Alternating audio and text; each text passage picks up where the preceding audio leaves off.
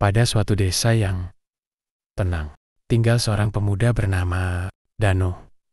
Ia baru saja pindah ke desa itu dan tinggal bersama neneknya, Seti.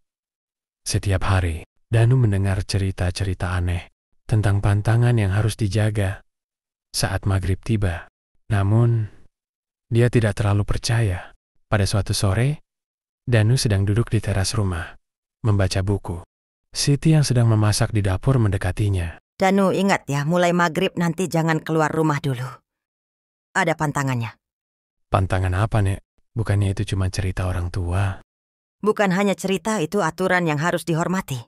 Waktu maghrib itu, dunia dan alam gaib lebih dekat.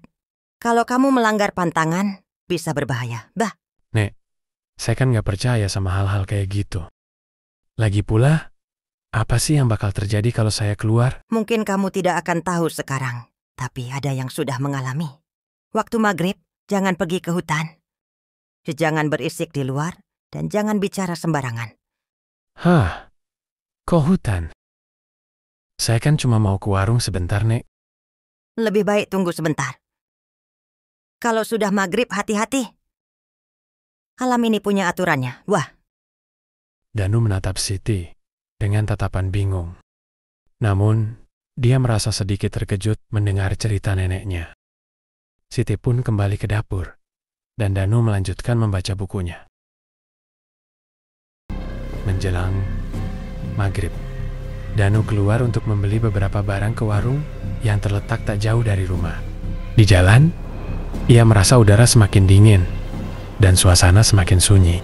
Tidak ada suara apapun, kecuali suara langkah kakinya yang menginjak tanah.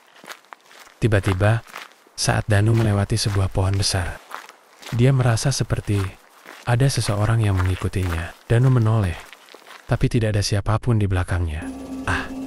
Ini pasti cuma perasaan gue aja. Namun, langkah kaki di belakangnya semakin dekat. Danu mulai merasa cemas. Tiba-tiba, sebuah suara halus terdengar di telinganya. Danu, baliklah. Maghrib sudah tiba. Danu menoleh, tetapi tidak melihat siapa-siapa. Ia merasa ada sesuatu yang tidak biasa. Dalam kebingungannya, ia memutuskan untuk berlari pulang. Ketika sampai di depan rumah, dia langsung masuk dan menutup pintu dengan cepat. Danu, Torengga, engah di dalam rumah. Siti yang sedang duduk di ruang tamu menatapnya dengan tatapan khawatir. Kamu kenapa, Danu? Tadi, di jalan, saya merasa ada yang mengikutiku, Nek. Sudah kubilang kan, waktu maghrib itu tidak main-main. Alam gaib lebih dekat, dan banyak hal yang tak terlihat oleh mata kita. Kamu beruntung sudah kembali.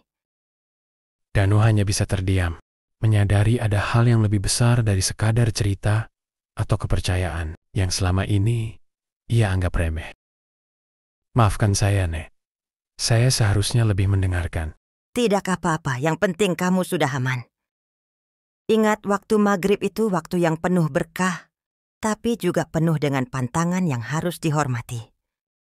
Cerita ini mengisahkan tentang pentingnya menghormati tradisi dan kepercayaan, meskipun kita mungkin tidak selalu memahaminya.